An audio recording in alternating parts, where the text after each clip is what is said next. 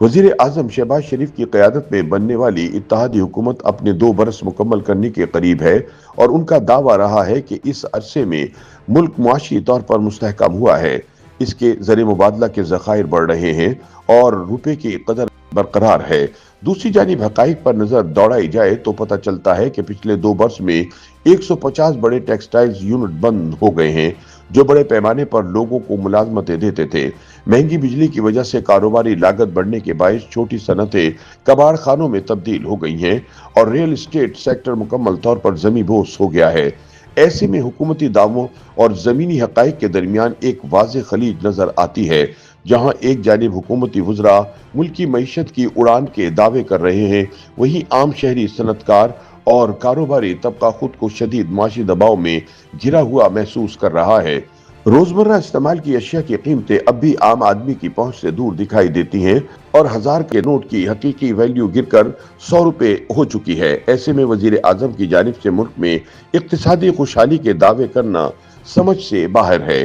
گزشتہ کئی مہینوں سے حکومت کی جانب سے یہ موقف اختیار کیا جا رہا ہے کہ پاکستان ڈیفالٹ کے خطرے سے نکل آیا ہے، زر مبادلہ کے ذخائر میں اضافہ ہوا ہے اور روپے کی قدر میں استحکام آیا ہے۔ حتیٰ کہ حکومتی حلقوں کی جانب سے یہ دعوے بھی سامنے آئے کہ مستقبل میں پاکستان کو شاید IMF کا دروازہ دوبارہ نہ کھٹکھٹانا پڑے، لیکن در حقیقت اس وقت بھی $7 ارب کا IMF قرض پروگرام جاری ہے۔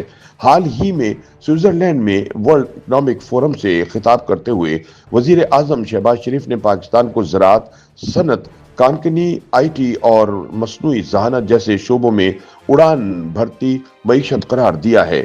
ان کا کہنا تھا کہ افراط زر کو 30% سے کم کر کے 5.5% تک لایا گیا ہے اور اقتصادی اشاریے بہتری کی نشاندہی کر رہے ہیں۔ تاہم معاشی ماہرین اور کاروباری حلقے ان دعووں پر سوالات اٹھا رہے ہیں۔ وزیر اعظم کی ڈیوس تقریر سے چند روز قبل ہی federation of Pakistan chamber of commerce and industry کے صدر SM تنویر نے انکشاف کیا تھا کہ گزشتہ 1.5 سے 2 برس کے دوران 150 بڑے ٹیکسٹائل یونٹ بند ہو چکے ہیں۔ ان یونٹس کی بندش سے نہ صرف لاکھوں ملازمتیں ختم ہوئیں بلکہ برآمدات اور صنعتی پیداوار کو بھی شدید دھچکا پہنچا۔ ان کے مطابق مہنگی بجلی، بلند شرح سود اور ٹیکسوں کے بوجھ کے باعث چھوٹی صنعتیں مکمل طور پر تباہ ہو چکی ہیں، جبکہ ریل اسٹیٹ سیکٹر جمود کا شکار ہے۔ زراعتی شعبے کی صورتحال بھی کسی سے ڈھکی چھپی نہیں۔ اقتصادی ماہرین اس بات پر متفق ہیں کہ اگرچہ ڈیفالٹ کا خطرہ وقتی طور پر ٹل گیا ہے اور افراط زر میں کمی آئی ہے، لیکن اس استحکام کے ثمرات عام آدمی یا کاروباری طبقے تک منتقل نہیں ہو سکے۔ سرکاری ہاؤس ہولڈ سروے کے مطابق 2018-19 کے مقابلے میں سال 2024-25 میں تنخواہوں میں اضافے کے باوجود عوام کے معیار زندگی میں کمی آئی ہے۔ مجموعی طور پر عوام کی قوت خرید میں 15% تک کمی ریکارڈ کی گئی ہے۔ ملازمت پیشہ افراد کا کہنا ہے کہ آمدن کے مقابلے میں ان کے اخراجات کئی گنا بڑھ چکے ہیں۔ عالمی بینک اور دیگر مالیاتی ادارے بھی اس صورتحال کی تصدیق کرتے ہیں۔ ورلڈ بینک کے مطابق سال 2023-24 میں پاکستان کی تقریباً 25% آبادی خط غربت سے نیچے زندگی گزار رہی ہے، جبکہ 2018 تک غربت میں کمی کا رجحان دیکھا جا رہا تھا۔ معاشی ماہرین وضاحت کرتے ہیں کہ افراط زر میں کمی کا مطلب قیمتوں میں کمی نہیں بلکہ قیمتوں میں اضافے کی رفتار کا کم ہونا ہے۔ آمدن میں خاطر خواہ اضافہ نہ ہونے کی وجہ سے عوام کی قوت خرید مسلسل سکڑ رہی ہے۔ اسی دوران لیبر فورس سروے کے مطابق مالی سال 2025 میں بے روزگاری کی شرح 7% تک پہنچ چکی ہے، جو 2 دہائیوں کی بلند ترین سطح ہے۔ حکومتی موقف کے مطابق معاشی استحکام کے اثرات آہستہ آہستہ ظاہر ہونا شروع ہو گئے ہیں۔ وزیر خزانہ کے مشیر خرم شہزاد کا کہنا ہے کہ رواں مالی سال کے پہلے 6 ماہ میں GDP کی شرح نمو 3.7% رہی اور صنعتی پیداوار میں بھی اضافہ ہوا۔ ان کے مطابق حکومت ایسی پالیسی پر کام کر رہی ہے جس کے تحت IMF سے مشاورت کے بعد بجلی اور ٹیکسوں میں کمی کی جائے گی تاکہ نجی شعبے کو سہارا دیا جا سکے۔ اس کے برعکس ماہرین معیشت اور سابق وزرائے خزانہ اس استحکام کو گروتھ لیس سٹیبلٹی قرار دے رہے ہیں۔ سابق وزیر خزانہ مفتاح اسماعیل کے مطابق درآمدات پر پابندیاں، بلند ٹیکس اور سخت مالیاتی پالیسیوں کے ذریعے استحکام تو لایا گیا، مگر اس کی قیمت صنعتی زوال، بے روزگاری اور بڑھتی غربت کی صورت میں عوام نے ادا کی۔ پبلک پالیسی کے ماہر خاقان نجیب کا کہنا ہے کہ موجودہ معاشی ماڈل عوامی خوشحالی پیدا کرنے کی صلاحیت نہیں رکھتا، کیونکہ ٹیکس کا دائرہ کار بڑھانے کی بجائے صرف شرح بڑھائی جا رہی ہے۔